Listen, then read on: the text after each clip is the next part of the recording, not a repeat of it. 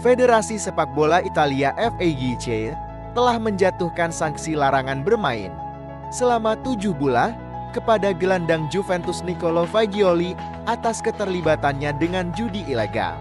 FIGC sebetulnya menjatuhkan sanksi selama 12 bulan kepada Fagioli, tetapi pemain berusia 22 tahun itu dijatuhi sanksi larangan bermain selama 7 bulan karena dianggap kooperatif selama penyelidikan. Dia bekerja sama sepenuhnya dengan jaksa dan memberikan bukti. Meski bertaruh pada pertandingan sepak bola, Fagioli tidak pernah melibatkan timnya sendiri. Selain itu, Fagioli harus mengikuti terapi menghentikan kecanduan judi minimal selama 6 bulan, serta menjalani aksi sosial dengan menghadiri paling sedikit 10 sesi pertemuan publik dalam kurun waktu 5 bulan. Situasi ini membuat Fagioli akan absen sepanjang musim dan makin menambah krisis di sektor tengah, sebab Paul Pogba terancam mendapat hukuman setelah terbukti melakukan doping. Arsenal tidak punya pelapis yang bagus untuk Bukayo Saka. Mantan striker The Gunners Kevin Campbell menganggap pemain Wolverhampton Pedro Neto bisa menjadi solusinya. Campbell menilai Neto bisa menjadi pelapis Saka di Arsenal. Meskipun sang pemain memiliki masalah kebugaran, Campbell tidak melihat ada masalah karena Neto tidak akan bermain di setiap pertandingan untuk The Gunners.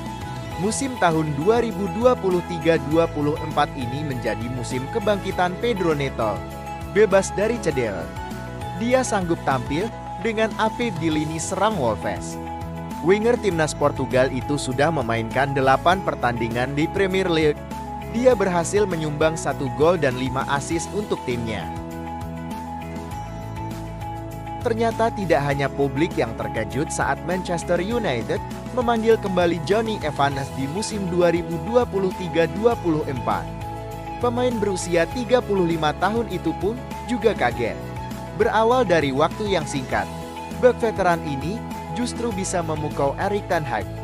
Sang manajer sampai meminta klub untuk mengontraknya selama semusim. Evans memang tidak jadi pemain utama. Namun ten Hag menilai Evans bisa jadi pemain yang tepat untuk menjaga kedalaman di lini belakang MU. Sejauh ini, Evans telah memainkan 4 laga bersama Man United, 3 kali tampil di Liga Inggris, dan 1 kali di Carabao. Kebetulan lini belakang Man United dihantam badai cedera. Sejumlah pemain utama cedera yang memungkinkan Evans dapat jatah bermain. Evans sendiri belum mengungkap apa rencananya setelah kontraknya di Man United berakhir. Entah itu pensiun atau masih bertekad mencari peruntungan di klub lainnya. Kesetiaan Federico Di Marco bersama Inter Milan mendapat ujian. Pasalnya, namanya kini sudah masuk daftar incaran Manchester United. Laporan Calcio Mercato menyebutkan, Inter siap menaikkan nilai kontrak pemain bintangnya itu 2 kali lipat menjadi 4 juta euro per tahun. Kenaikan signifikan itu diketahui dapat sambutan positif dari Di Marco. Dia senang karena Inter mengapresiasi kinerjanya selama ini. Di Marco disebut-sebut akan jadi opsi bek kiri jangka panjang Man United. Ia mungkin akan jadi kandidat utama untuk menggeser Luke Shaw dan Tyrell Malacia. Masih menurut laporan yang sama, Inter bisa saja melepas Di Marco asalkan Man United berani mengeluarkan 50 juta euro untuk menebusnya. Namun Inter tidak akan melepasnya di bulan Januari ini. Rodrigo memulai musim ini dengan sangat buruk. Jika tidak segera membaik, karirnya yang baru seumur jagung di Real Madrid ini dalam bahaya.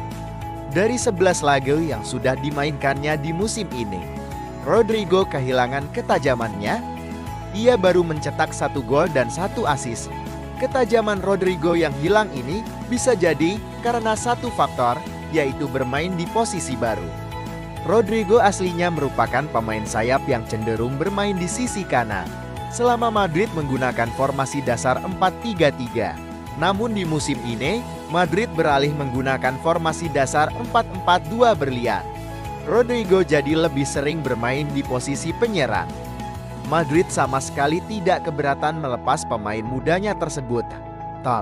Rodrigo justru bisa membawa keuntungan karena harga jualnya yang masih mahal.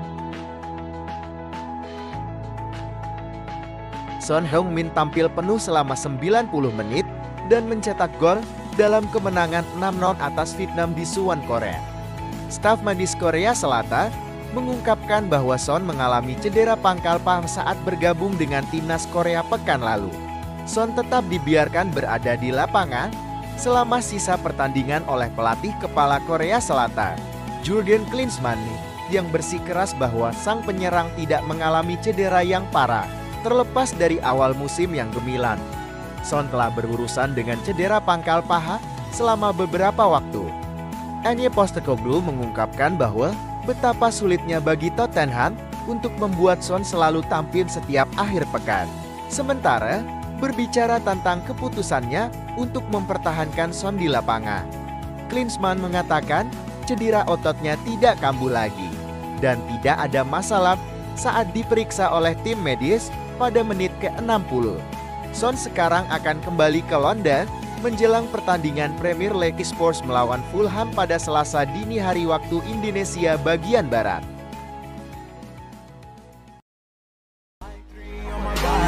I'm an icon, man. And my girl about a 10. I should fuck her in a